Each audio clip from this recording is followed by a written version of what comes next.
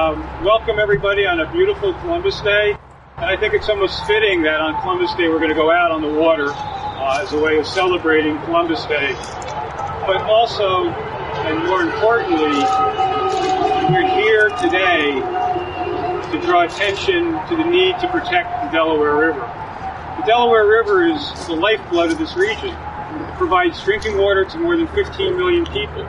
It provides recreational opportunities. It provides fishing, great habitat for birds. This is really, our waterway.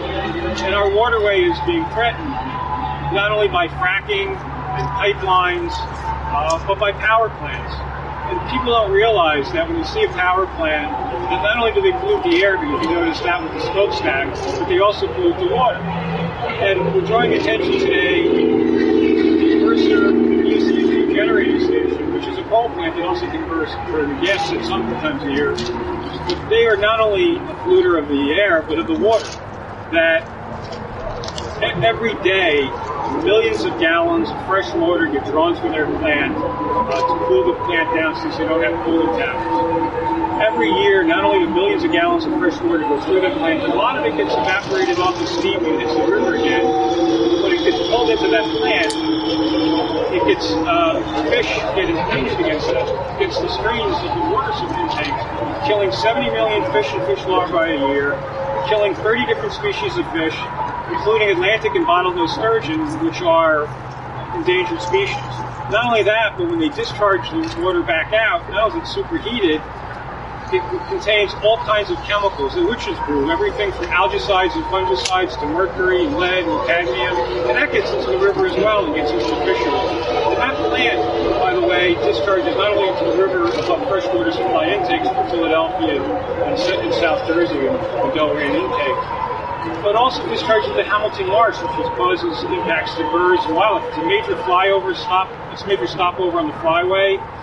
It's a great place for recreation as well.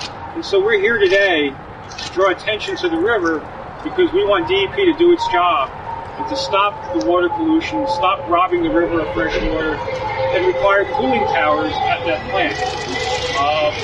There are certain laws that DEP can enforce, like the Clean Water Act, and you need to let this plant be grandfathered for decades. The State Endangered Species Act as well. Also the new EPA water toxic emission rule that went into effect that deals with power plants and their discharge.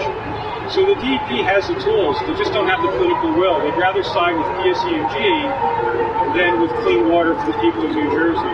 And we're also here today because of pipelines, because PSE&G is also one of the major partners of the East Pipeline, which also threatens the Delaware River by running a 115-mile-long pipeline from up in Pennsylvania and the Poconos down to Mercer County as well. So we're here today because water in this region is being threatened by dirty power. And we're here today to say, get rid of coal, get rid of these pipelines, and let's replace it with solar and wind and energy efficiency and tidal and everything else so that we can have a river back. But more importantly, we're here today because DEP won't do its job to protect this river. We are going to do our job to protect this river. And I want to let one of our kayakers who's drawing attention to clean water issues across the country, who's a member of the club, but more known by everybody else as Margot the Great. I do. I am a mom. I'm a stay-at-home mom, but I'm also an activist. And I've devoted all of my time to that because, after having my kids, I realized, holy mackerel, this is a humongous responsibility. And I'm not loaded with cash, but one thing I can try to do is ensure that their environment, their water especially, is as clean as what I was lucky to grow up with. And hopefully even better, because of course I was born in '67. Oops, I know I'm dating myself. And that was prior to the Clean Water Act and all of the formation of the EPA even. Hopefully let's make it better for our kids. We might not be loaded with cash, but we can ensure that our resources, especially our water resources, are healthy for them and their children. Because in the end, this thing which impacts all of us is very personal in nature. You can only be so healthy as your environment. And we need the New Jersey DEP to protect the environment, not because we all love the birds, we love the wildlife, but in the end, it's also about the people. We need healthy resources in order to be healthy ourselves and productive individuals. Because if you're too worried about your own health, if you're sick, you cannot be a productive individual. So, it becomes an economic issue as well. And I'm so glad that, Sierra Club is here and organized this, and all these people came out in Environment New Jersey, because we really do need all hands on deck. This water is our water, and we all need to protect it. We need to make sure that our public officials and entities, which are tasked with that protection, do their job. Thank you, and thank you so much for coming out.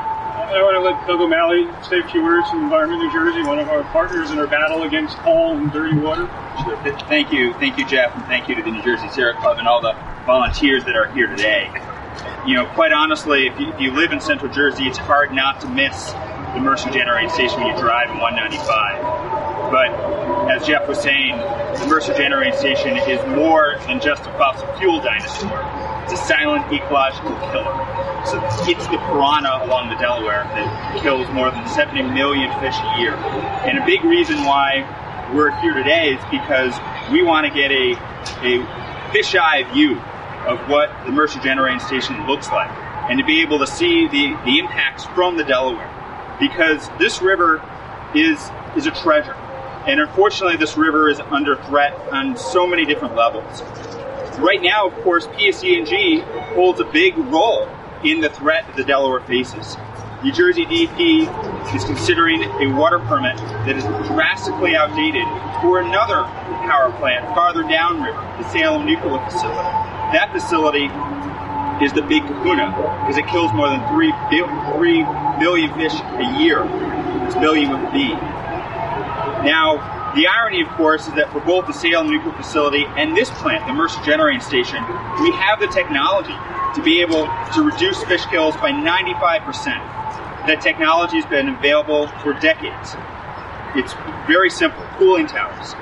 Now, PSE&G, of course, will say that we don't want to put cooling towers on, that's going to be expensive. Yet they still want to get permits that extend for years and years and years. And obviously, if you look at the Clean Water Act requires the best available technology to be used at facilities like this. Clearly, the Mercer Generating Station, as a fossil fuel dinosaur, is not using the best available technology. And New Jersey DEP has been rubber stamping this permit for years as well. And so this moment is not only a chance to hold PSE&G accountable, but also the Department of Environmental Protection, which clearly has been falling down on the job. Now, PSE&G will say, look, we've made a ton of investments in this facility to reduce air pollution, and that's true. But that should not be used as a big leap to look at the real issue here. The real issue is this plant is a dinosaur, and it needs to have cooling towers, and PSE&G is not willing to install cooling towers. This plant should be retired, because we can't have more plants along the Delaware that not only are polluting our air and creating global warming pollution, but also polluting our waterway. And I want to wrap up by just referencing a crucial aspect of what Jeff talked about, which is the fact that PSE&G is one of the major partners in the Pennies pipeline. The Pennies pipeline is going to tear an ecological scar all across the Delaware River Valley. It's going to cross more than 31 Category 1 waterways and 88 waterways across the state, including going underneath the Delaware.